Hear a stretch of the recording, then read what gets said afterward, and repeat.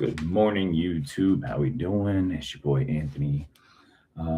Today, for this live, I want to read an article that I found on BetterHelp about how to be a good human. And yeah, we should all be striving to be better human beings. I don't know how this microphone works, but we're going to try.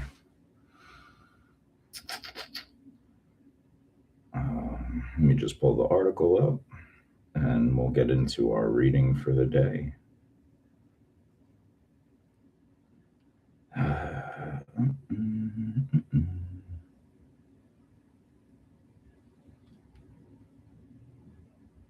You would think I would have it up already. So the article is called How to Be a Good Person and Why It Matters. Let's put this here.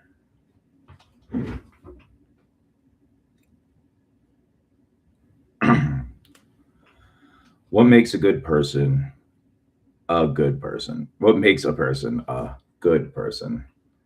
Should we strive to be good? And if so, why?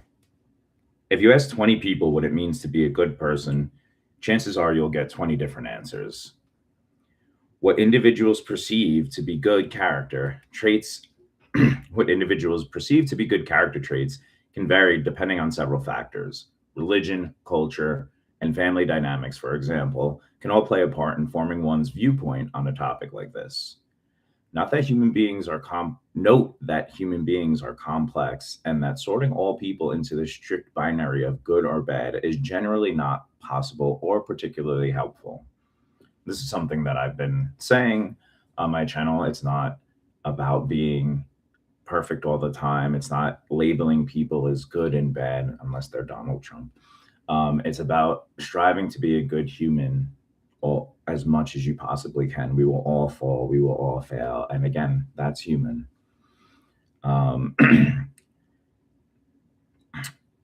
Attempting to do so can even result in distorted thinking, which can sometimes lead to mental health concerns like low self esteem, anxiety, depression, anger issues, emotional dysregulation. Here we'll be using a good person as a general term that refers to behaving in ways that are broadly considered to be considered kind, but it can be helpful to keep in mind that deep nuances of a topic like morality. What is goodness? The word good, as defined by Merriam Webster, is virtuous, right, and commendable, kind, and benevolent. Henry David Thoreau was quoted as saying, "Goodness is the only investment that never fails." Ultimately, though, good is good is a subjective term, but in general, it can be very broadly be defined as a person who acts in ways that are perceived to be morally positive or upstanding.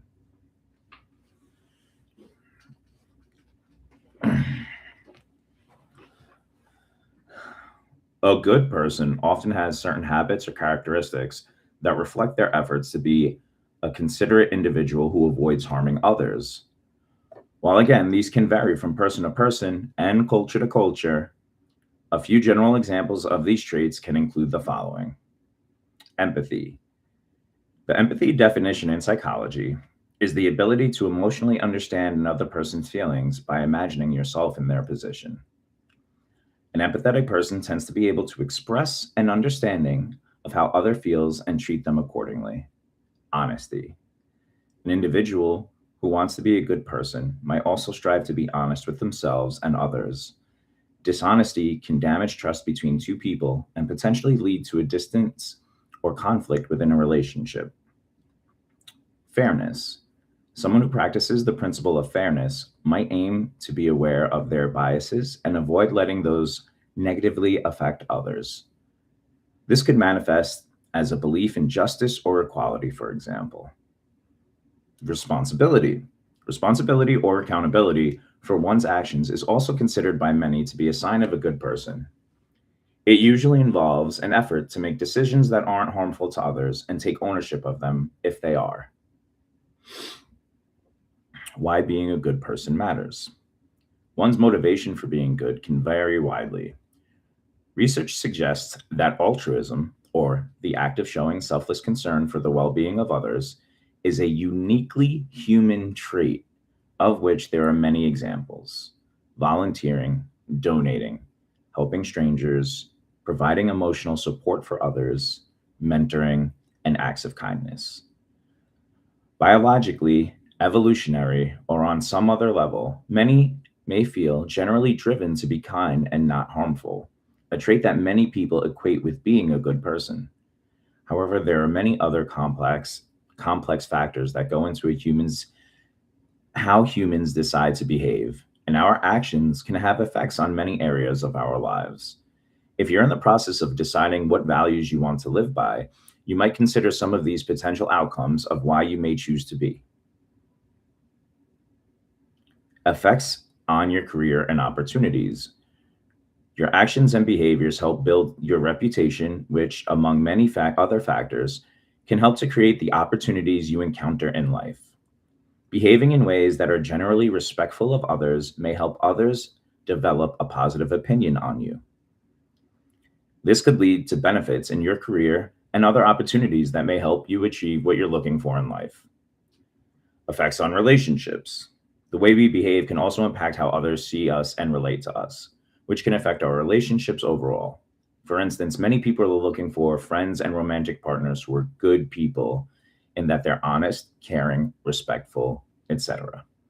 People who are looking for healthy, supportive relationships often tend to seek out others who make them feel safe rather than uneasy or disrespected.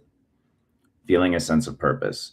Deciding on a set of values that you want to live by and then sticking to them as best as you can may help give you direction and a purpose in life.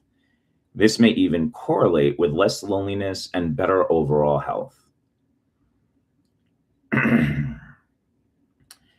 Seeking support related to being a good person. The idea of being a good person can affect a person's mental health in a variety of ways. For instance, a person might have trouble coping with mistakes they've made in the past and how they may have affected those around them. Or they could hold themselves to an impossible standard of perfection, which could lead to feelings of depression or anxiety. If yeah, I giggled there because that's definitely something I've struggled with myself, is wanting to be so good that I constantly judge even my own thoughts if they're not in accordance with being a good human being. And that's not good. I've actually gotten to the point where I've learned not to judge my thoughts because thoughts are not controllable. Well, at least not fully controllable. So it's not healthy to get mad at things you don't have control over. But yeah, so it once you learn that, once you instill in yourself and understand that we will all always struggle, we will all always make mistakes. We're all human beings. This is just how it works. Uh, Life gets a little bit easier. Um, oh, now they go into how to be a good person with online therapy support. So I don't know if this part is just a it might just be an advertisement for BetterHelp.